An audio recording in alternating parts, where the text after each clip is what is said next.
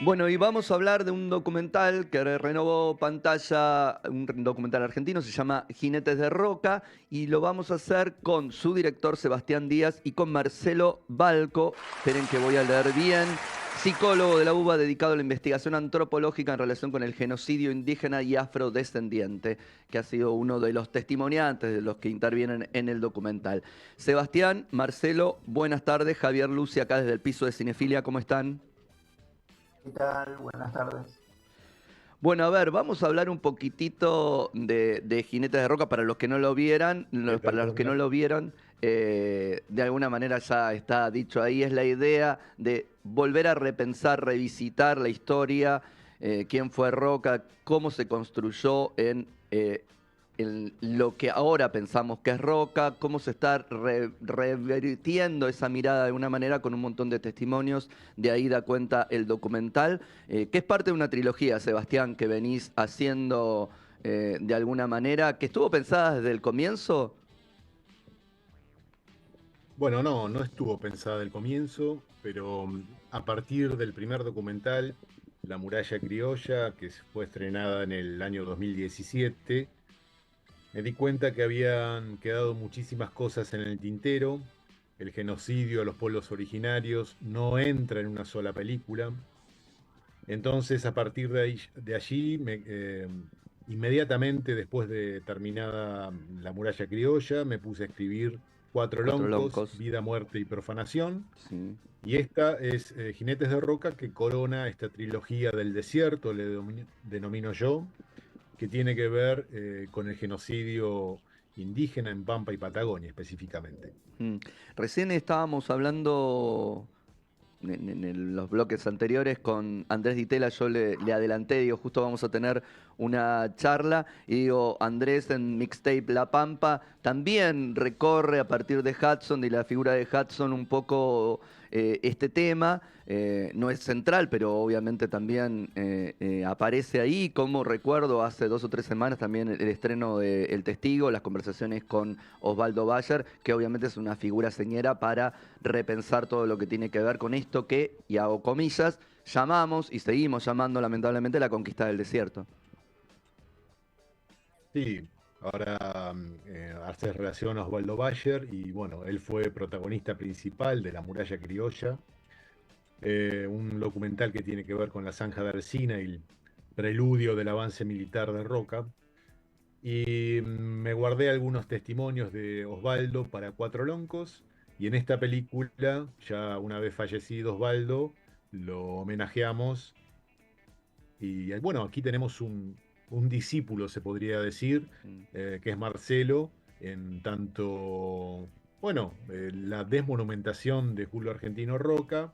Él ha actuado como activista, digamos, en muchas ciudades del país, desmonumentando la figura del general Roca. Así que, por suerte, lo tenemos aquí a Marcelo presente como para que nos cuente aquella historia.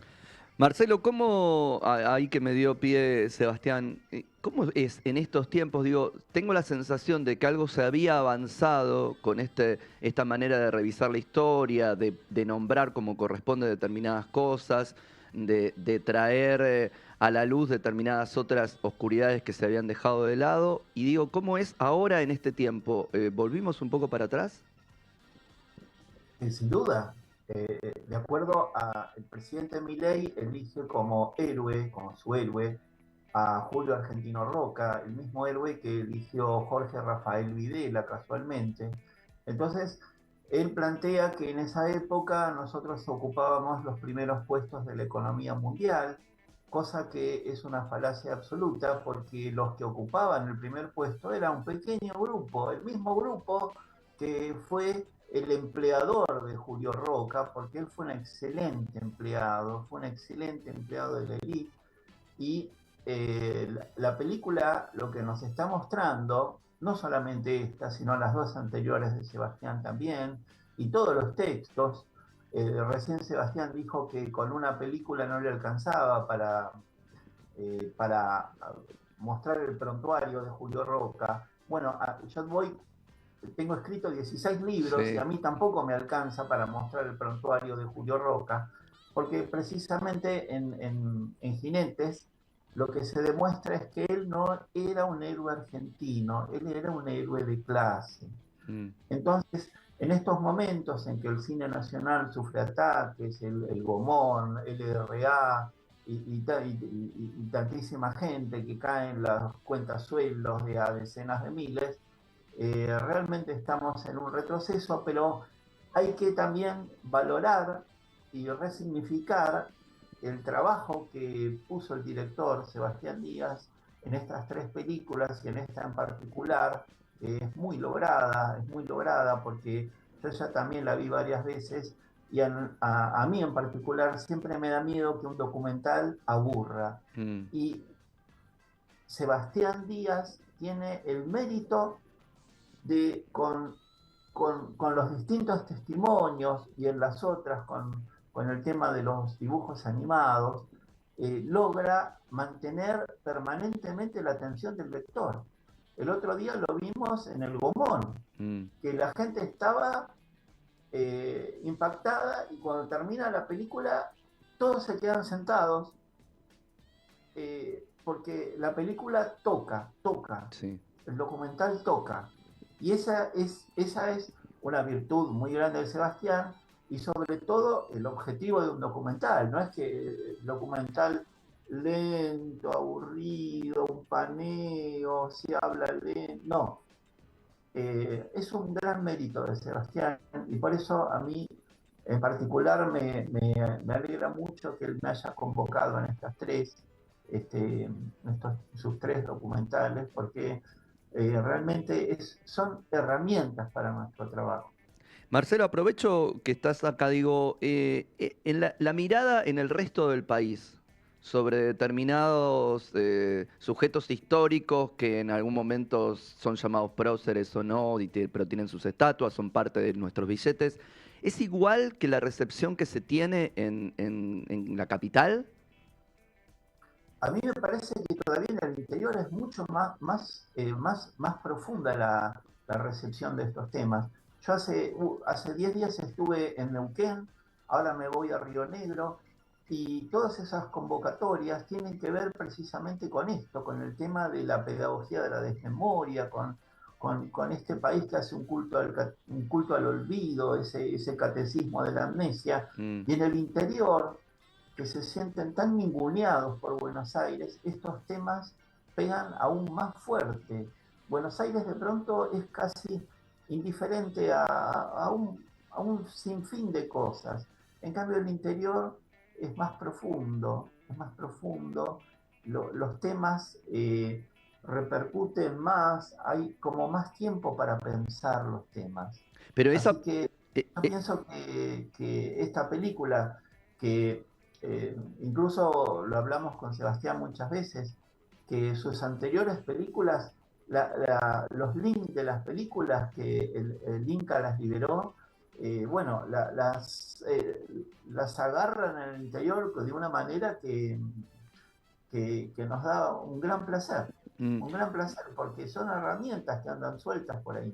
Sí, Sebastián, te sumo a esta consulta, vos has seguramente acompañado las películas que hiciste, digo, ¿es tan profunda la recepción como profundo también, digo, tanto el rechazo para con las figuras como el seguir sosteniendo a las figuras?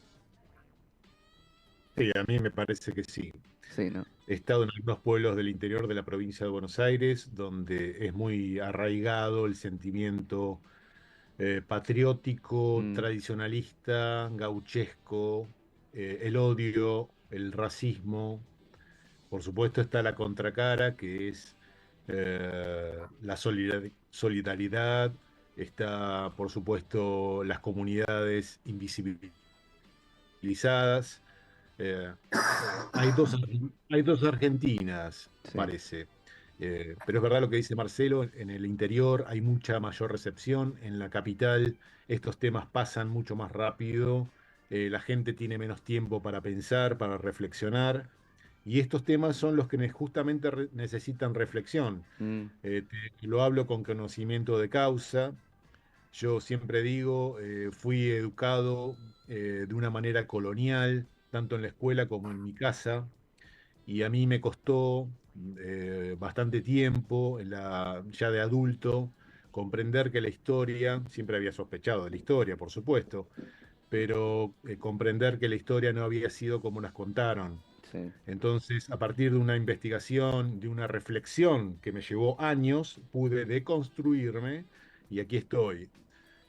Bueno, coincide que hago películas, me parece que encontré mi lugar en el documental y evidentemente, como dijo Marcelo recién, estas películas, aún sin proponérmelo desde el principio, son tomadas como herramientas pedagógicas de la Ujú. contracultura, como para demostrar que hay otra historia, que hay otro pensamiento y que evidentemente no es todo como nos contaron en el aula, en los manuales escolares durante 100 años, ¿no es cierto? Totalmente, digo, vos aprovechás ahí incorporar testimonios, además del trabajo con el material de archivo, digo también, testimonios desde distintos lugares, digo, hay leer la fotografía como la leen, ¿no? En tu documental también, ver el significado de por qué determinadas cosas, qué es lo que se muestra, qué es lo que no se muestra, por qué se muestra como se muestra, de alguna manera es también empezar a derribar mitos, a mostrar con pruebas por si hiciera falta, qué es lo que compramos como verdadero y qué es lo que realmente estaba atrás de eso. Sí, en el caso de las fotografías, yo ya conocía por mis anteriores investigaciones y películas el corpus fotográfico dedicado a la campaña del desierto. No olvidemos que el mismo Roca llevó un fotógrafo para la Sí. campaña militar. Son fotografías, en principio, de militares y de paisajes a dominar, Mm, desiertos. sí. No había gente en el paisaje, era toda una construcción, justamente como dice Marta Penos, historiadora del arte en la película, la fotografía es performática, construye sentido, construye realidad. Pero lo que no podemos obviar o soslayar son las fotografías indígenas, que son en su mayor parte de indígenas prisioneros, donde se ve absolutamente claramente el sometimiento al que eran objeto, y las mujeres, por ejemplo, desnudadas por la mano maquiavélica del fotógrafo, como para consumo de la clase media o clase alta metropolitana. Mm. Entonces, en ese caso, las fotografías son dispositivos de dominación y de sometimiento que luego, pienso yo, fueron versionadas a lo largo de la historia, tanto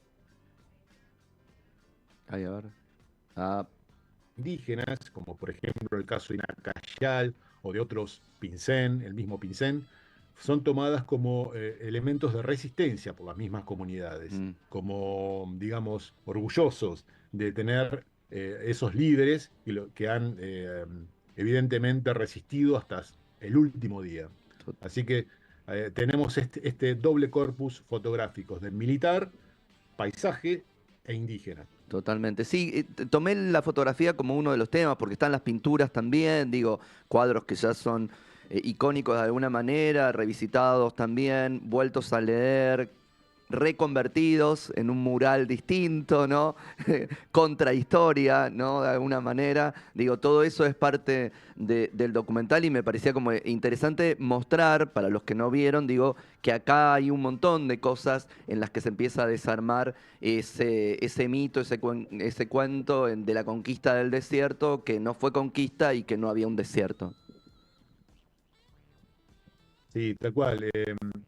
En el caso de los murales, en la película está muy presente los murales de Pablo Orcajo. Fuimos a un viaje con Marcelo, fuimos juntos a Bolívar, eh, y luego nos encontramos también en la ciudad de Rauch, donde Pablo Orcajo hizo excelentes murales sembrando luz, que es la figura de Osvaldo Bayer en las paredes de varios pueblos de la provincia de Buenos Aires. Mm, Claro que la pintura, por ejemplo, La Vuelta del Malón, se reversiona evidentemente en estos últimos tiempos, luego de gente que ha puesto la primera piedra, como Osvaldo Bayer, y que ha seguido como Marcelo Balco. Así Mm. que nosotros seguimos también sus huellas. Totalmente. Ahí agrego a David Viñas que Marcelo también lo nombra, si no me equivoco, ¿no? Marcelo, ahí hay referentes, hay una historia y hay un camino que vos también estás ahora, a partir de, no sé, charlas, me imagino, de tu propia producción de libros, tratando de seguir poniendo luz sobre esto, sobre esta parte de la historia nuestra. Claro, por ejemplo, para quedarnos en la película de Sebastián, Jinetes, eh, hay parte de un libro mío que se llama Pedestales y Prontuarios. Mm. La hipótesis del libro es muy sencilla. Hay gente que está en altos pedestales, pero que en realidad merecen prontuarios. Sí, Entonces, hay que pensar por qué Roca tiene tantas calles, tantos monumentos, por qué está en la señalética, en los billetes. ¿Por qué? Porque entregó 41 millones de hectáreas. claro. Y después, en el segundo gobierno, hizo las leyes represivas más tremendas contra el movimiento obrero. Entonces, el poder premia al poder. La historia no es tan difícil. No. El poder premia al poder. Y entonces es lógico que aquella gente, esa gente de la élite, esa que sí estaba en el primer mundo, le haya construido las estatuas, le haya puesto las calles. Yo conozco una ciudad de Córdoba en donde hay una calle Presidente Roca que corta otra que es General General Roca. Roca. Entonces, eh, eso tiene que ver con que esta gente que fue beneficiada, es lógico que luego premie a su benefactor. Y hay- Osvaldo Bayer siempre planteaba que la estatua de la Diagonal Sur, cuando esa estatua sea retirada porque es una estatua ofensiva, no hay que destruirla, no hay que hacerle nada, hay que dársela a los descendientes de don Julio Roca, que aún conservan propiedades que tenía Julio, por ejemplo, en una enorme estancia en el sur de la provincia de Buenos Aires que se llama La Larga. Bien. Así, cuando esta gente a la mañana se despierta en el campo con los pajaritos y todo tan bucólico y lindo, abren la persiana y ven a su benefactor. Ven Exact- ahí a caballo a su benefactor. Exactamente, Entonces, que su familia vea a su ascendiente en todo caso, en lugar de que tengamos que verlo todos nosotros. Y para algo así es que aparece este Jinetes de Roca. Sebastián, ¿dónde se puede ver Jinetes de Roca? Bueno, Jinetes está hasta el miércoles en la sala del Gomón, eso de manera segura a las 19 horas. Luego seguramente seguirá, pero cambiando de horario. Bien, La película también va a tener un recorrido por salas del interior de la provincia de Buenos Aires. Ya nos han confirmado Quilmes, Caleta Olivia, estuvo en Cipolletti, aquí también en La Plata. Y a partir de mañana, mañana domingo, vamos a estar en la plataforma Cinear Play de manera gratuita. Cualquier persona con un par de clics puede acceder a la película en todo el territorio nacional. Es muy importante que se vea esta película, que sea material de reflexión. Los invitamos tanto a la sala, por supuesto, como a ver desde su casa, de la comodidad de su casa, esta película Jinetes de Roca. Así que, dicho esto, eh, esperemos igualmente seguir por un largo camino de visualización en otros lugares, en salas y en otros lugares alternativos. Yo acompaño muchas de las proyecciones. Y bueno, después vendrán las devoluciones de la gente que evidentemente toma estas herramientas como, bueno, como ya he mencionado, como elementos pedagógicos de la contracultura. totalmente para discutir, para aprender, para posicionarse con argumentos. Jinetes de Roca, la posibilidad de verla obviamente en el cine y las otras posibilidades para quien no tenga la película en un cine a mano. Sebastián, Marcelo, muchas gracias por este tiempo acá con Cinefilia. bueno, gracias. Gracias a Un vos. abrazo. Hasta No, luego, muchas gracias. hacemos así, giro y ya salgo.